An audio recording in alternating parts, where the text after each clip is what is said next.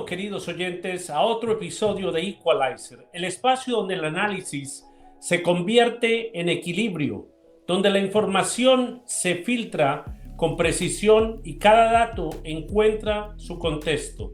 Soy William Acosta. En este episodio nos adentramos en el presente y el futuro de la seguridad en Sudamérica, de la mano de un protagonista clave del pensamiento militar brasileño contemporáneo. Hoy tenemos el honor de tener como invitado al general Sergio Westphalen Etchegoyen, general retirado del Ejército de Brasil, ex jefe del Estado Mayor del Ejército y exministro jefe del Gabinete de Seguridad Institucional durante la presidencia de Michel Temer. El general Etchegoyen es una voz autorizada en temas de defensa nacional, inteligencia estratégica y seguridad institucional. Nacido en el estado de Río Grande do Sul, pertenece a una familia con una larga tradición militar formada en la Academia Militar das Águilas Negras. Fue declarado oficial de caballería en 1974 y desarrolló una sólida carrera en mandos operativos, diplomáticos y académicos dentro y fuera del país. Fue representante del ejército en la misión de verificación de las Naciones Unidas en El Salvador, ONUSAL, y desempeñó funciones diplomáticas en Washington, D.C. Dirigió la Escuela de Comando y Estado Mayor del Ejército y su pensamiento doctrinario influye directamente en la estrategia nacional de la defensa de Brasil. Como jefe de Estado Mayor, coordinó la política de defensa en la región amazónica y los sistemas de inteligencia y ciberseguridad bajo la dirección presidencial. Hoy en el escenario brasileño enfrenta desafíos inmediatos. El crimen organizado se convirtió en un actor ilegal más poderoso del país y de Sudamérica. El primer Comando Capital, PCC, y el Comando Vermelho, CB, las facciones criminales más extensas y letales de Brasil y Latinoamérica. Controlan rutas de narcotráfico, lavado de activos y contrabando de armas desde Sao Paulo y Río de Janeiro hasta vastas zonas de la frontera. Ambas organizaciones se disputan el territorio con una intensidad que algunos analistas describen como una guerra híbrida de baja intensidad. La triple frontera, donde convergen Brasil, Paraguay y Argentina, entre ciudades del este, Foz do Iguazú y Puerto Iguazú, es hoy uno de los puntos neurológicos del crimen transnacional. Desde allí fluyen toneladas de cocaína hacia Europa y África, mientras redes financieras encubren el lavado multimillonario de tráfico ilícito. En el 2025, los tres países renovaron el Comando Tripartito de Seguridad, buscando frenar una ola criminal sin precedentes. En esta conversación, el general Etchegoyen profundiza en los vínculos entre el crimen organizado y la seguridad institucional, analiza las amenazas que representan las facciones criminales para la autoridad del Estado y comparte su visión sobre el rol que Brasil debe asumir frente a este desafío regional. Abordaremos además temas como la coyuntura política tras la condena del expresidente Jair Bolsonaro y la orientación económica del actual gobierno de Luis Ignacio Lula da Silva. El impacto de los nuevos aranceles comerciales de Estados Unidos y la expansión estratégica de los BRICS con la presencia de China, Rusia e Irán. Acompáñenos en este diálogo con una de las estrategias militares más influyentes de América del Sur. Por aquí en Equalizer, los hechos más que las opiniones. Buenas tardes, general Sergio Westphalen. Buenas Gracias por estar tardes. aquí en este programa de Equalizer. Buenas tardes, muchas gracias por la invitación, por estar aquí. Es un honor poder compartir algunas impresiones y opiniones sobre los temas que tratan ustedes. General, ¿cómo describe la actual situación política interna del Brasil? Una situación de profunda polarización, donde hay muy claramente dos lados, dos partidos que se confrontan. Las encuestas de hoy ponen otra vez el presidente Lula como el favorito a las elecciones del próximo año, lo que va a profundizar seguramente las disputas, las acusaciones, las peleas internas de la política. Es una política que ha dejado lo que vivimos hace casi 8 años. Es la política que ha dejado a su lado o el camino más equilibrado de las disputas políticas para y ha llevado las disputas políticas para un campo de confrontación, de confrontación abierta, no más como posiciones que se oponen y que pueden proponerse, de alguna manera identificar convergencias para que estas convergencias puedan ser explotadas como alumbrando una senda a seguir. No, es muy difícil hoy, hay una disputa muy fuerte. Lamentablemente, desafortunadamente, gane, si las cosas puestas como están, gane quien gane, tendremos otro tanto de confrontación muy poco productiva. Nos hace falta un ambiente donde haya una paz productiva. ¿Cómo recibió la población la decisión de no permitir a Jair Bolsonaro competir electoralmente hasta el 2030 y su posterior condena judicial? Bueno, la gente que no lo soporta, lo celebró. La gente que sí, que le apoya a Bolsonaro, el presidente Bolsonaro, lo recibió muy mal. Y buena parte de la población no ve, lamentablemente, y yo no estoy aquí a juzgar el sistema judicial de Brasil, pero no ve legitimidad en las decisiones tomadas. La respeta, son respetadas, son cumplidas, pero hay una visión muy crítica sobre la legitimidad. Es una visión muy crítica que viene de críticas hechas por un actual integrante de la Corte Suprema y antiguos ex integrantes del Supremo Tribunal Federal. Así que hay una discusión muy fuerte hoy sobre la legitimidad de lo que se ha hecho, aunque se lo respete.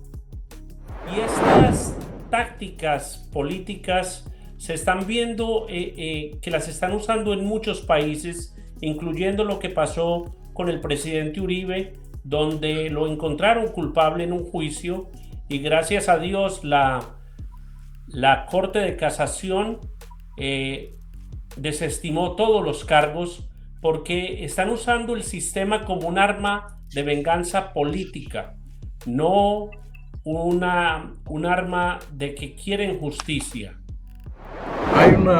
Hay una distorsión, está distorsionado el papel del sistema judicial, en mi opinión, que es el poder encargado de juzgar y de celar, de cuidar, de tratar de los principios constitucionales.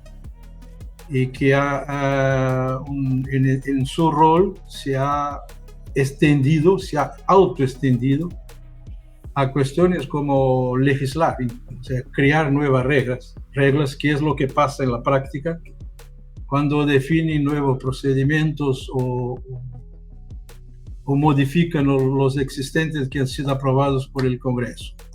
Una paralisía en el Congreso Nacional que no logra reaccionar y una conveniente omisión del Poder Ejecutivo que a él le interesa que este choque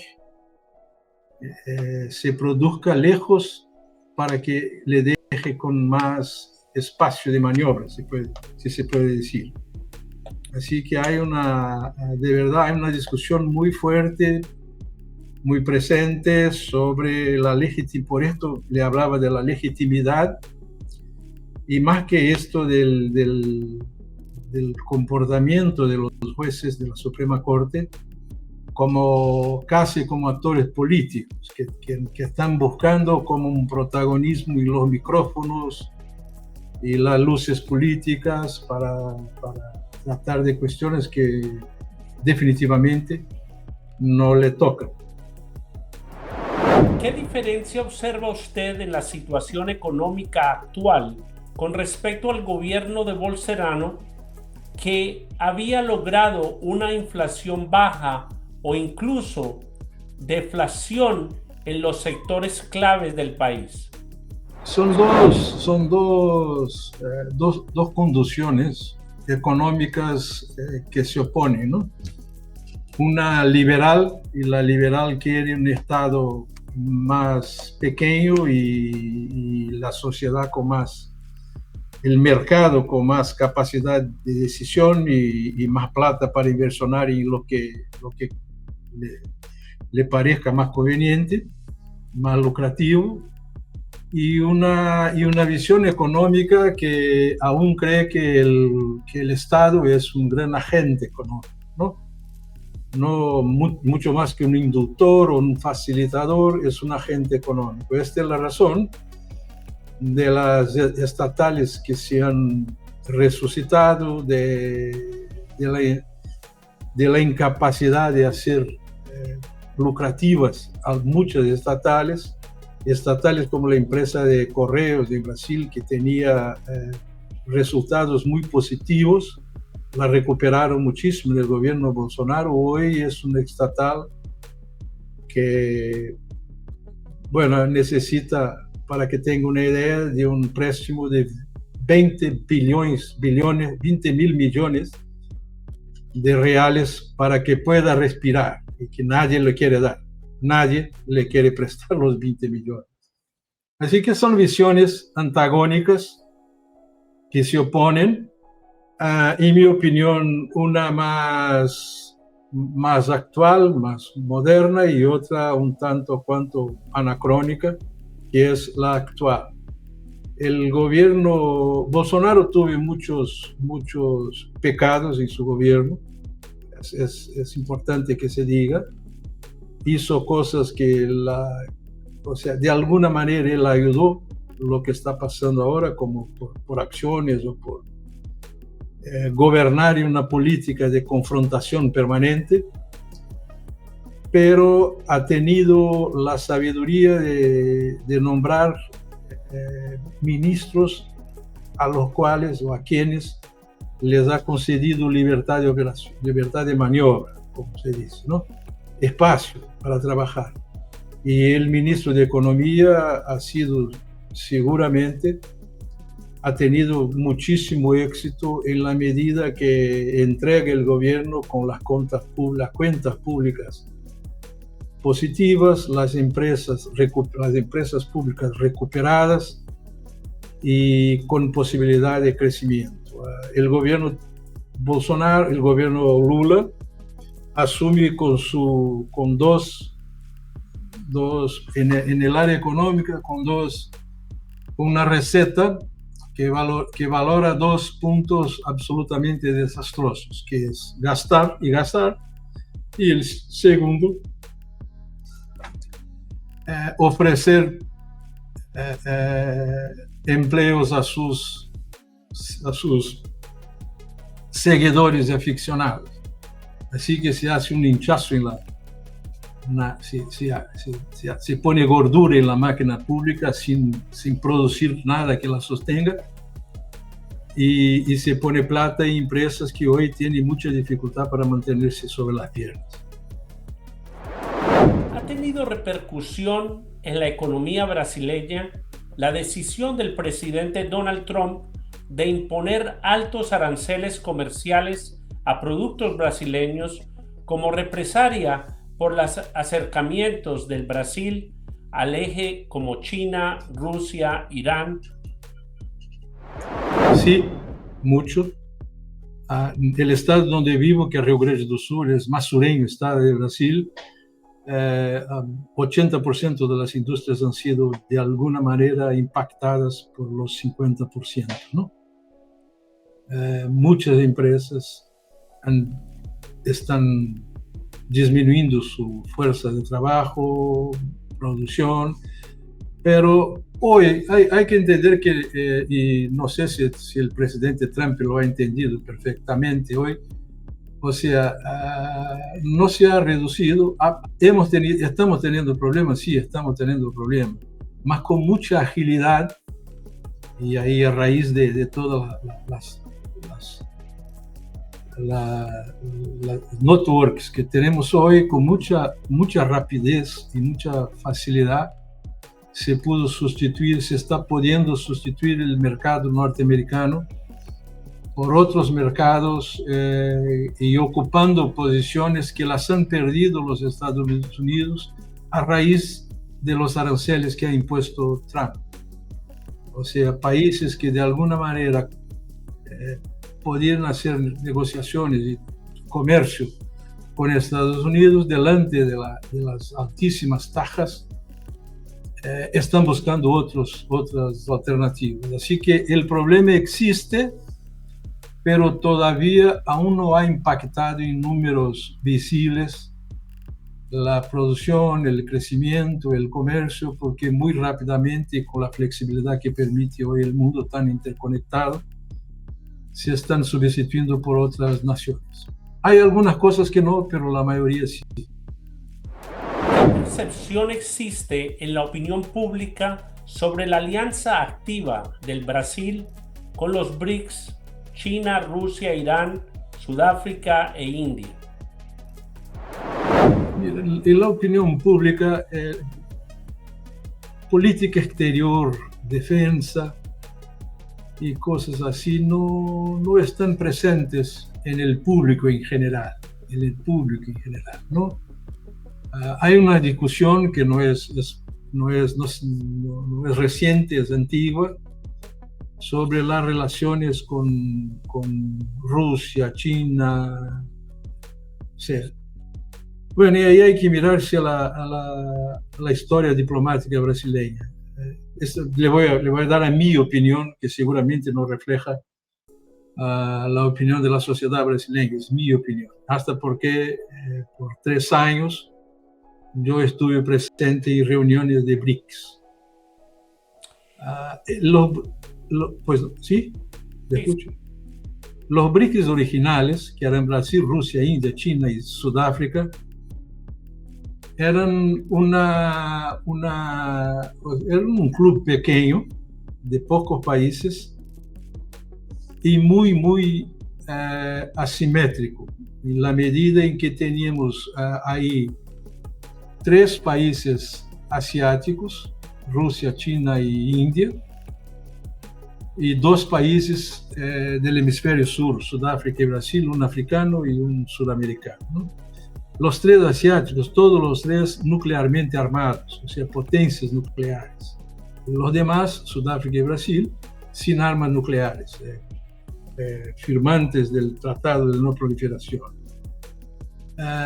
Brasil y Sudáfrica no tienen conflictos latentes. Brasil prácticamente no tiene, Sudáfrica muy poco, pero sí China, Rusia e India con conflictos incluso entre ellos, ¿no? China y Rusia ya tuvieron, y China y India siguen teniendo sus disputas fronterizas.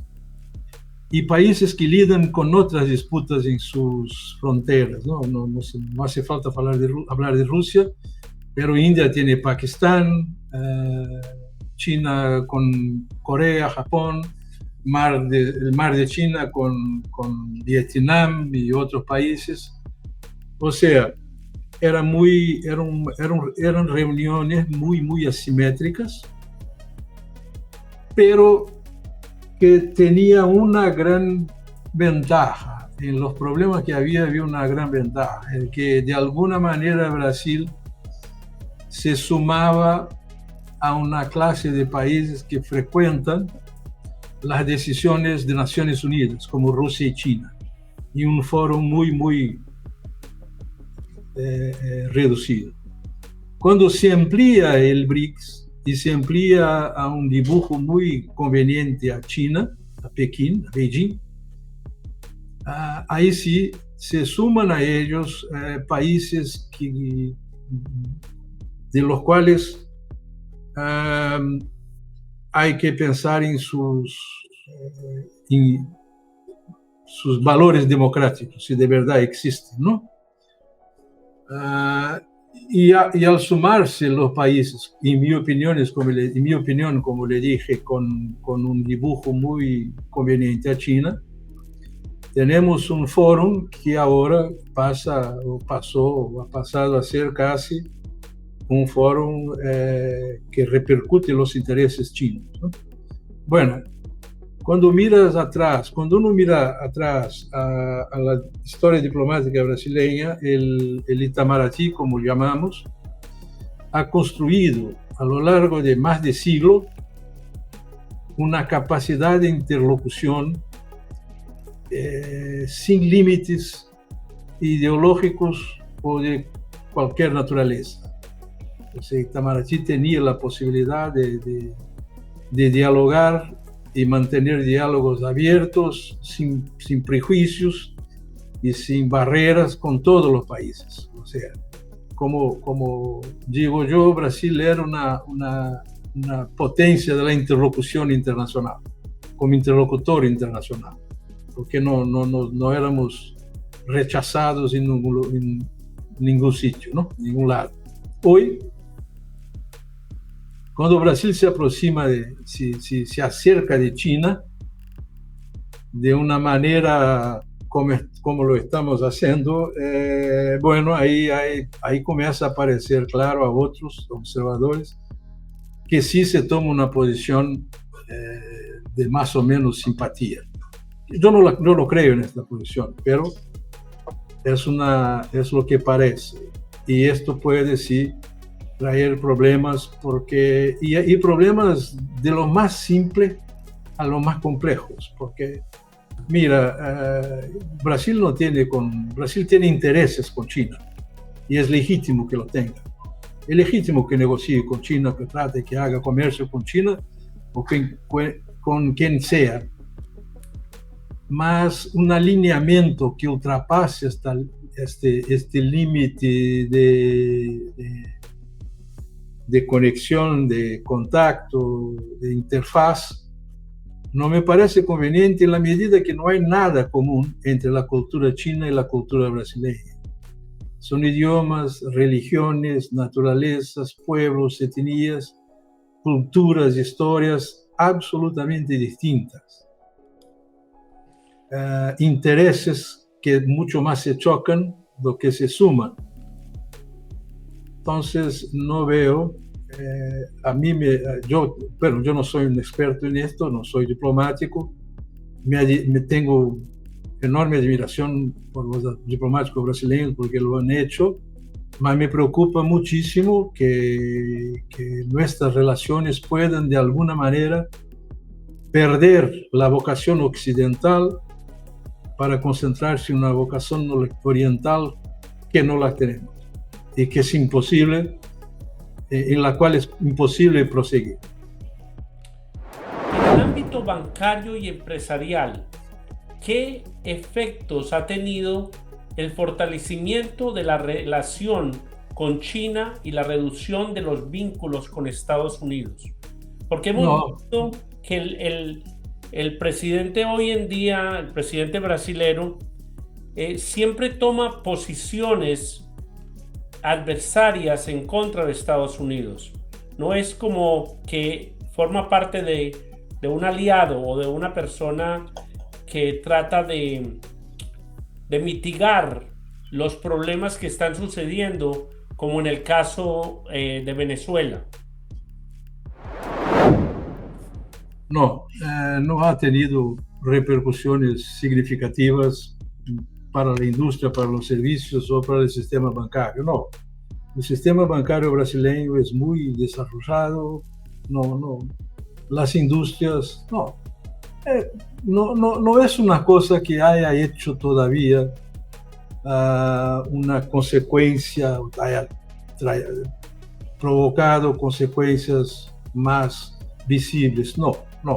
Es posible que haya cerrado una puerta, una ventana aquí o ahí, pero no ha producido muchas cosas. El presidente Lula tiene un discurso de izquierda, como representa la izquierda, tiene algunos objetivos que probablemente están por detrás de su discurso, que son retomar el liderazgo de alguna izquierda internacional que está suelto, ¿no? Hoy ese liderazgo, los más radicales lo ven con Maduro, que está ahí al bordes de un desastre. Y bueno, Lula regresa e intenta de alguna manera, en mi opinión, retomar ese liderazgo, lo que es legítimo que quiera, no veo problema en esto, ¿no? Y también habla para su propio pueblo. O sea, un presidente cuando habla, particularmente a Lula, mira siempre sus electores, ¿no? El próximo año vamos a tener una elección que hoy la fotografía de hoy les favorece a Lula, pero nadie sabe lo que va a pasar, cómo va a pasar.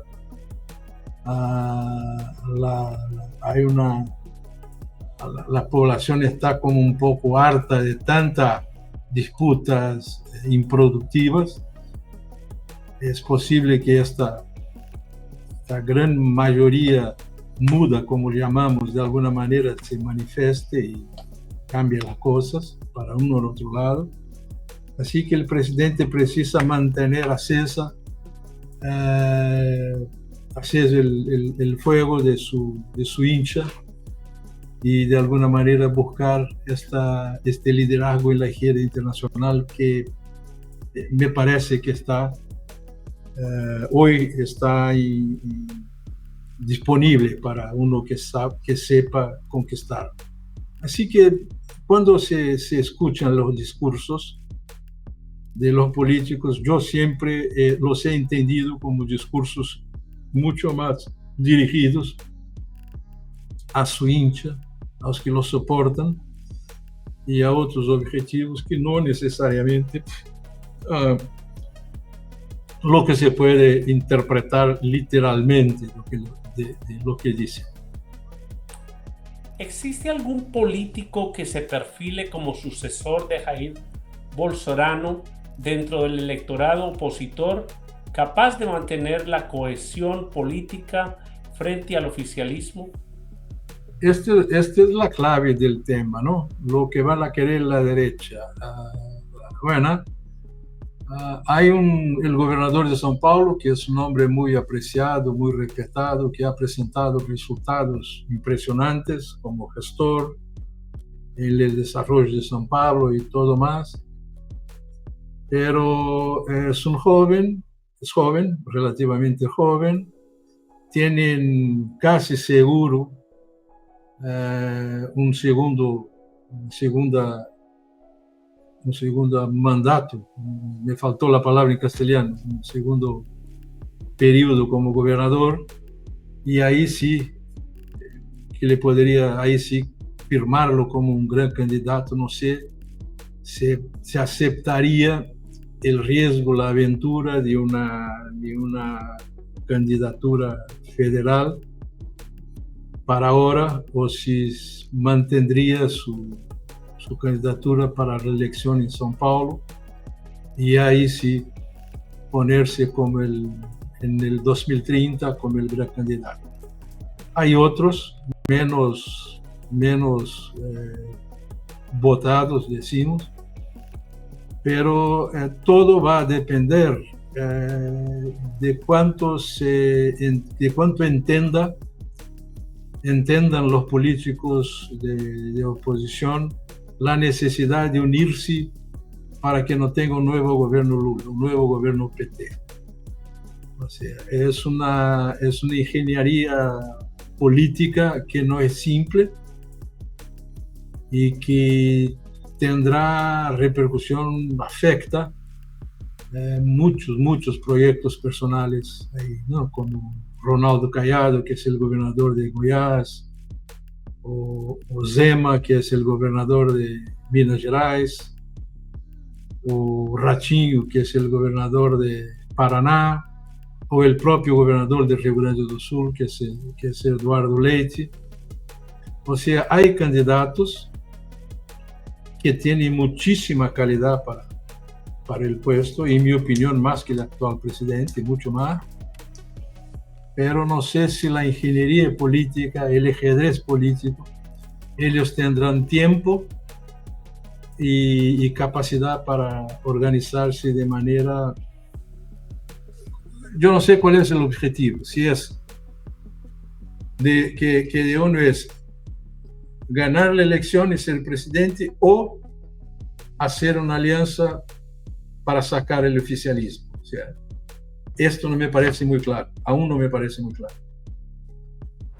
Hace unos años hubo una polémica por la llegada de buques iraníes a puertos brasileños y por contactos entre mandos militares de ambos países.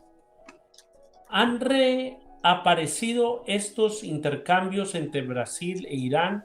¿Y qué implicaciones podría tener esto para la seguridad nacional, no solamente de Brasil, sino del Cono Sur? La presencia de un buque iraniano, de un buque iraní en el puerto brasileño ha sido una autorización del pasado gobierno, del gobierno Bolsonaro, ¿no? Ha sido, o sea, el gobierno Lula no cambió una decisión que se había tomado más atrás, ¿no? Así que no se puede, con honestidad, no se puede poner como una obra del gobierno Lula, no. El acercamiento con Irán sí, pero no de los buques, ¿no? Y no hay, le puedo asegurar que no hay un acercamiento, sí, con las de militares brasileños e iraníes, ni por sombra, ¿no? No es una cosa que tenga... Brasil tiene agregado en Teherán tiene agregado aquí, como tenemos en muchos sitios, pero no más que esto.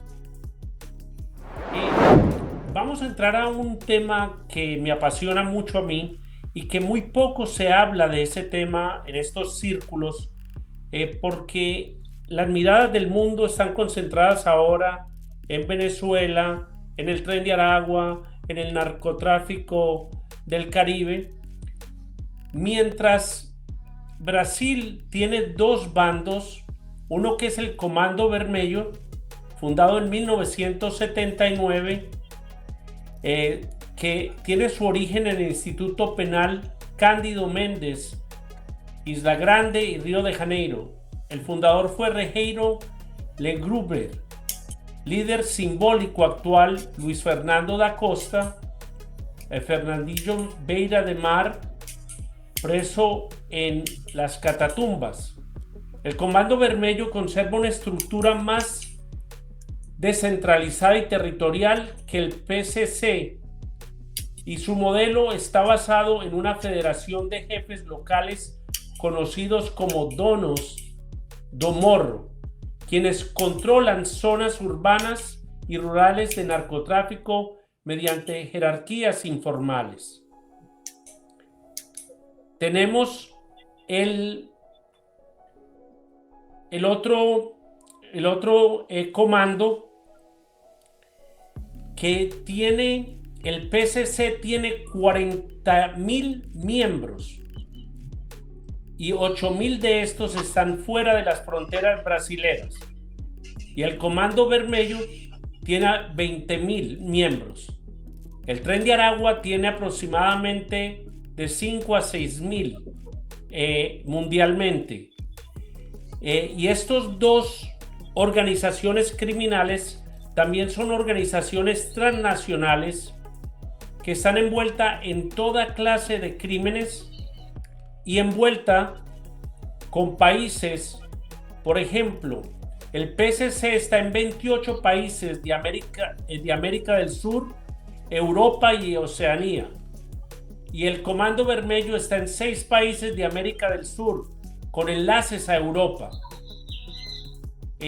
¿Usted no piensa que le estamos dando mucho lazo al mecate y dejándolos convertir en ejércitos paramilitares con una expansión y un armamento que muchos ejércitos en la región no tienen?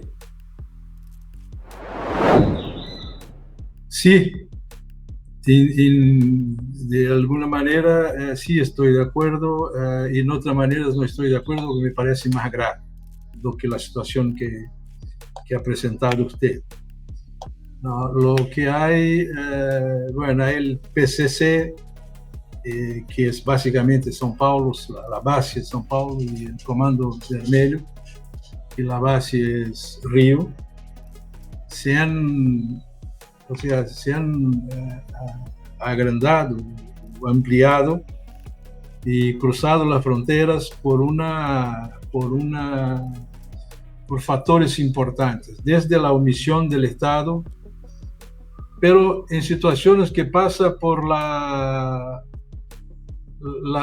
fronteras, la naturaleza de las fronteras, la dificultad de coordinar acciones comunes entre los países linderos de Sudamérica, y bueno, y los valores involucrados en el gran negocio que es tráfico de drogas y otros que están que vienen juntos, que están conexos, como llamamos, conectados con el tráfico de entorpecentes, ¿no?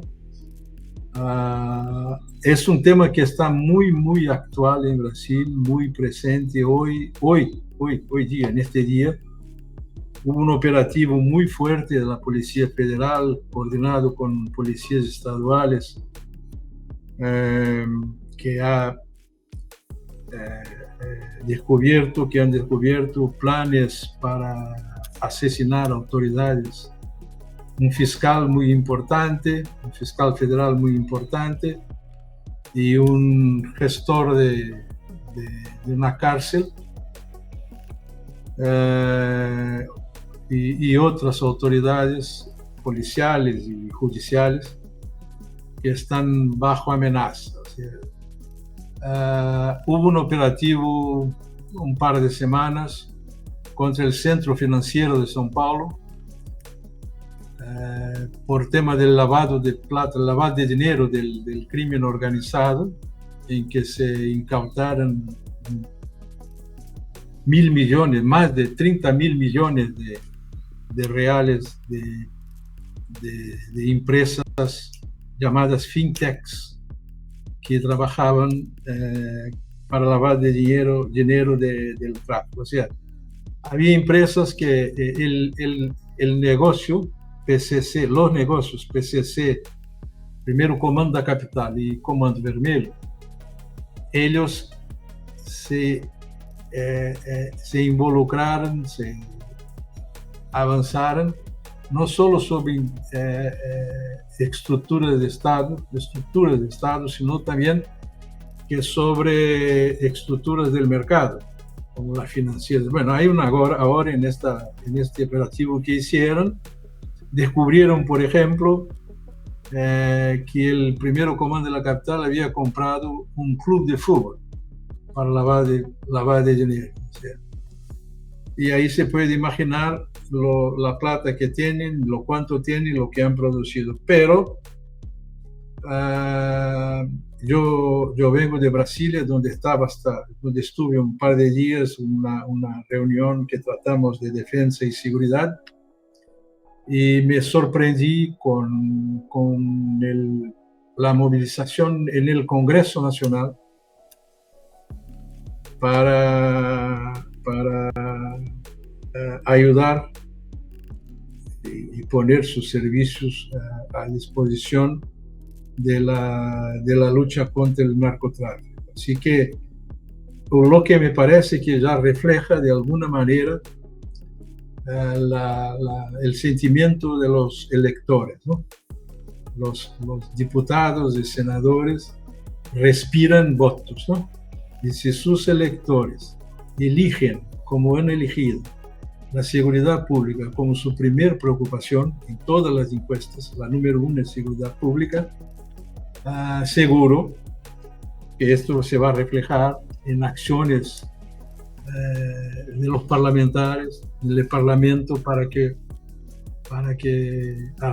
construir soluciones. Además, se puede notar en la sociedad una preocupación muy grande y en órganos importantes. O sea, hay hoy una percepción que quiera Dios se concrete, de que hemos perdido la hora para hacer lo que había que hacer y hay que recuperar el tiempo que se perdió. Así que yo imagino, yo espero que estoy viendo, que se está empezando una reacción de la sociedad, de la propia sociedad. No es fácil, sí, no es fácil, pero se puede. Bueno, mire usted hoy una afirmación del presidente Lula, que afirmó donde está en Malasia, una frase dice que los traficantes son víctimas de los drogadictos, ¿no? Invirtiendo la cosa, ¿no? En 10 minutos volvió a hablar y mira, yo ha sido mal interpretado, ha sido una frase mal puesta. O sea, el presidente Lula no se preocuparía con el tema, con corregir y aclarar su declaración si estuviéramos en 2024, porque la sociedad no estaba tan dispuesta a enfrentar el problema. Así que sí, hay un problema muy largo, pero hay una percepción política de que la sociedad pide una solución. Es que ellos tienen bandas paraguayas del área de la Ciudad del Este dedicadas a exportar cocaína, redes peruanas del Valle de los Ríos Apurímac, N y Mantaro, clanes amazónicos que coordinan transporte fluvial hacia el Atlántico, milicias urbanas de México y Colombia con las que mantienen nexos e intercambio de armas. Y es unas fuerzas activas demasiado potentes, que uno de ellos tiene la cantidad de hombres y mujeres que tiene la policía de Nueva York, que son casi 40,000 hombres. La otra cosa que yo estuve viendo, porque estoy escribiendo un documento sobre eso, un reporte de inteligencia, es que la mayoría del entrenamiento de capacitación de ellos viene de exmiembros del ejército, la policía, federales, oficiales carcelarios, que los emplean para darles entrenamiento de inteligencia, armamento, explosivos y todo, convirtiéndolos en ejércitos paramilitares. Mira, no tengo ninguna información que pueda validar esta afirmación, ninguna información. No conocí ningún hecho o caso en que hemos encontrado oficiales de las Fuerzas Armadas o de la Policía Federal.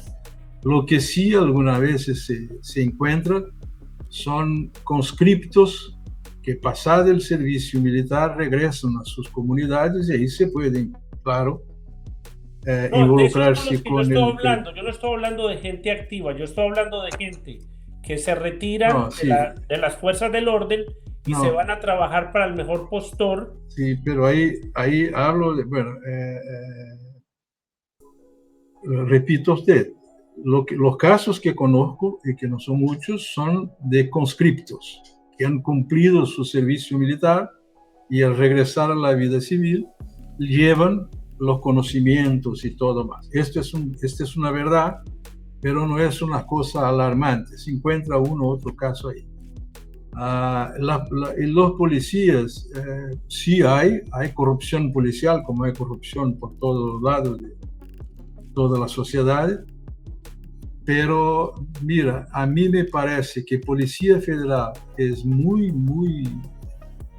protegida de corrupción, no tiene histórico que justifique una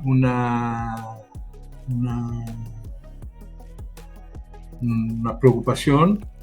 Y las policías estaduales, sí, puede haber aquí o allí, pero el tema no sigue, o sea, no es una cosa tan importante. Hay otras. General, una de las cosas es que usted sabe, como ex militar, si hay una buena persona dando entrenamiento, no necesitamos un batallón de entrenadores. Con una buena persona que dicte clases de armamento, los entrene en polígonos, con un buen especialista en explosivos, sea de Irán o de otro país que venga a entrenarlos, puede causar mucho daño a la población civil de Brasil. O sea, no podemos minimizar que ya en Brasil no existen una ganga callejera. Estas son estructuras paramilitares al servicio del narcotráfico, donde el que va a pagar el precio es el pueblo brasileño. Sí, estoy de acuerdo con usted. No se trata de minimizar, se trata de definir las cosas en la proporción que tienen. O sea, no existen en Brasil, por donde andes, existen comunidades, existen guetos en que vas a encontrar las bandas armadas, pero son comunidades muy limitadas. O sea, no se anda por las calles encontrando a gente con milicias o bandas armadas. No es una realidad, ni en Río, ni en São Paulo. Bueno, si vas a una comunidad de Río de Janeiro donde hay dominio del tráfico, que está dominada por el Comando Vermelho, sí, seguro que lo vas a encontrar. Y es peligrosísimo meterse en una comunidad de esta, ¿no? Porque hay muchas partes en las favelas que la misma policía no entra. O sea, sí, no entra. A estas que me refiero. Y esto es un problema que la sociedad ya está, lo que mencionaba, la sociedad ya ha entendido, comprendido, me parece, porque está habiendo una reacción. Y cuando ese discurso llega al Parlamento es porque hay ecos que vienen de sus electores. A la sociedad, percibiendo que sí, no se puede negar áreas al control de la sociedad, del marco legal. Y es lo que pasa. Hay como áreas liberadas en Río, São Paulo y otros sitios. Pero se limitan ahí los problemas, a ellas los problemas. ¿Cómo se asegura la neutralidad política en la institución militar? Profesionalismo, con profesionalismo. O sea, la institución militar, cualquier que sea, en mi opinión, en cualquier país que sea, es una institución política, porque hace parte de la estructura política del Estado. Pero sus integrantes, los militares, no. O sea, no sé si me entiende mi pobre castellano, pero sí. Los militares, hay cosas que uno confunde porque no la conoce y otros confunden porque les interesa confundir. Y hay tres cosas muy distintas. Una cosa son las estructuras de defensa políticas, ministros y tal. Estas son estructuras políticas que existen en la mayoría de los países, ¿no? Hay otra cosa que son las Fuerzas Armadas. Estas son instituciones nacionales del Estado, no de los gobiernos. No sirven a gobiernos, obedecen a políticas gubernamentales, pero volvidas a políticas de Estado, que todos los gobiernos la tienen, ¿no? La defensa de Estados Unidos, o de Argentina, o de Perú, o de Brasil, o de Vietnam, son políticas de Estado, pero conducidas por el gobierno incumbente, ¿no? Y hay una tercera cosa que son los militares, un tercer actor que es el militar. ¿Qué es un militar? Es un ciudadano en el marco legal brasileño, un ciudadano que ha resignado algunos derechos constitucionales, como de pertenecer a una asociación, a otras cosas, como tener derechos que los trabajadores comunes no tienen, pero que los militares no tienen, pero que es también un elector y un contribuyente a la Hacienda Nacional. Y los militares, así entendidos, votan y tienen todo el derecho y la legitimidad de elegir quien quieran, y tienen todo el derecho y la legitimidad de que sus representantes hagan el uso más honesto de la plata que contribuyen para la finanza nacional, la cuenta nacional, porque pagamos todos los mismos impuestos, no hay diferencia en Brasil. Bueno, estos dos están sometidos al casco pesado del soldado que lo oprime en sus derechos, porque así es y así hay que ser. Las Fuerzas Armadas brasileñas se han históricamente, desde el 64, se han mantenido a lo largo de las cuestiones políticas, ¿no? El tema de que pasó en el inicio del gobierno Lula no ha tenido absolutamente participación de las Fuerzas Armadas, al revés. Bueno, participaron soldados, sí, participaron militares retirados, ¿no? Y uno o dos activos, pero las Fuerzas Armadas negaron que de alguna manera pudieran o fueran, sí, admitiesen romper la normalidad constitucional. Así que el profesionalismo, el sentimiento del deber que tiene que cumplir, son las maneras de hacerlo. Pero hay una muy importante, que es la capacidad de entender los militares que tengan las autoridades civiles. Si las estructuras militares deben estar bajo el mando, el control político de los civiles, del poder civil, que es lo que se espera en las democracias, si así es importante que las autoridades y los que los mandan entiendan como con sus las servitudes que tienen, las necesidades que tienen. Vea, ¿para qué sirve un ejército? O que en mi caso yo soy retirado del ejército. ¿Para qué sirve una armada o para qué sirve una fuerza aérea? ¿Cuál es si lo preguntas a alguien, ¿para qué sirven? Bueno, las respuestas vendrán para defender la patria. Un poco más allá, un poco más acá, pero imagino que esté de acuerdo conmigo que por ahí vendrán las respuestas. Las Fuerzas Armadas tienen una única y definitiva utilidad para una nación. Es vencer. No hay posibilidad y no habrá nación y no habrá Fuerzas Armadas si no tiene capacidad de garantizar que venzan, o solas, o asociadas, aliadas, lo que sea. el desastre militar significará el desastre en la soberanía. Y ahí hay un montón de casos en la historia. Ahí está Ucrania. Y otro más que podemos llevar una tarde aquí a tratar de ellos. El poder civil incumbente tiene que entender que ahí está su seguro.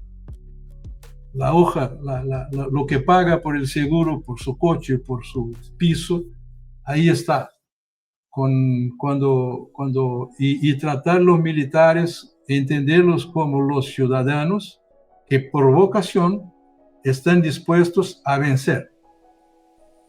Eso no son superhombres, no son supermujeres, pero ciudadanos que tienen que ser equipados, tratados, pagados, formados por el Estado para asegurarle al Estado que son capaces de vencer. General, dos preguntitas más porque se nos está acabando el tiempo. ¿Las Fuerzas Armadas están preparadas en el Brasil para liderar con la guerra híbrida en el marco democrático? Bueno, el marco legal brasileño es muy claro en esto, ¿no? Muy claro en esto. Y cuando se habla de un marco legal en la guerra, yo tengo mucha preocupación de hablar sobre esto, porque a veces la respuesta puede ser mal interpretada o mal entendida. Yo le preguntaría a cualquiera, cuando empieza una guerra, todas las leyes, todos los marcos han sido, por la historia, olvidados, rompidos, desrespetados. No es lo que se quiere, pero así ha pasado, ¿no? Estamos viendo ahora, tanto en Ucrania como en el Medio Oriente, ¿no? Yo pienso que por los marcos legales, por la doctrina brasileña, sí, pero yo no sabería decirle en qué límite llegue la guerra híbrida que no va a provocar algunas cosas. No sé, sería una adivinación que yo no tengo. Pero sí, acredito que por los marcos legales nacionales, sí. Por la doctrina militar, sí. Pero aplicársela, hay que entender lo que va a pasar. General, la última preguntita. ¿Qué mensaje le gustaría transmitir hoy a sus colegas, ya usted en el ámbito de retirado? Porque los generales nunca se pensionan, como dicen. Ustedes siguen siendo generales el resto de su vida. Todos los oficiales alrededor del mundo siguen siendo oficiales. ¿Qué mensaje le gustaría transmitir hoy a sus colegas en activo sobre el compromiso institucional y el amor por la patria? Yo les diría, bueno, es una pregunta interesante que me gustaría tener la inspiración que no tengo para contestarle, ¿no? Pero yo le diría que uno que elige la senda militar, la carrera militar, entrega a la sociedad su vida y sirve a la sociedad. Si uno de alguna manera se sirve de la sociedad, estará traicionando sus compromisos más profundos de su profesión, ¿no? La profesión militar es una profesión que valora profundamente, primordialmente y es necesario lo que llamamos los valores militares, los valores morales, los conceptos. No porque sea mejor o peor que otro, sino porque no es una carrera que busque ingresos y intereses, no es una carrera que busque lucros comerciales o industriales, sino que es una carrera que se prepara para asegurar que su país tendrá capacidad de defender sus intereses, su integridad y su soberanía. Y esto se hace con valores, ¿no? mira el ejército de los Estados Unidos, por ejemplo, las Fuerzas Armadas de los Estados Unidos. La tradición que tiene de que se refleja, se puede ver en todo, la literatura y en todo, es una tradición que les asegura una fuerza adicional a su capacidad de combate, su capacidad operativa, que es la moral, que es la moral o el moral, que es el moral, que es la motivación de saber que yo pertenezco a la 10ª división de montaña o al Big Red One, o sea, y esto se construye por generaciones con valores. Cuando un soldado se aleja de esto por intereses personales o intereses de grupos políticos que no le interesa, estará traicionando su patria, la historia militar y comprometiendo la capacidad de reacción y de asegurar la soberanía de su país. Este es lo más importante. No se hace ejércitos sin valores y no se hace ejército haciendo política. Muchas gracias, general, por esta charla tan amena. Espero que esta no sea la última vez que me acepta una invitación, porque tenemos muchos temas de que hablar. Sí, seguro que sí. Y le agradezco a usted y le mando mi cariño, mi respeto al pueblo brasilero. Es un país que yo quiero mucho, donde he pasado muy buenos momentos, con gente maravillosa, con paisajes espectaculares, y muito obrigado por haber participado en mi programa. Muchísimas gracias a usted por invitarme, por darme una oportunidad tan importante para hablar a una audiencia seguro que es tan selecta de algunas impresiones, ¿no?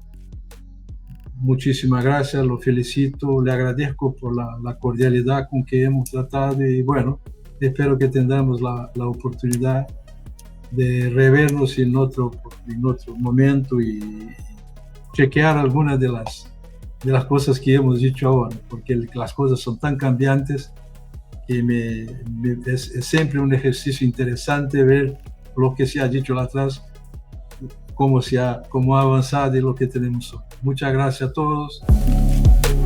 Así hemos llegado al final de este episodio excepcional con el general retirado Sergio Westphalen Echegoyen.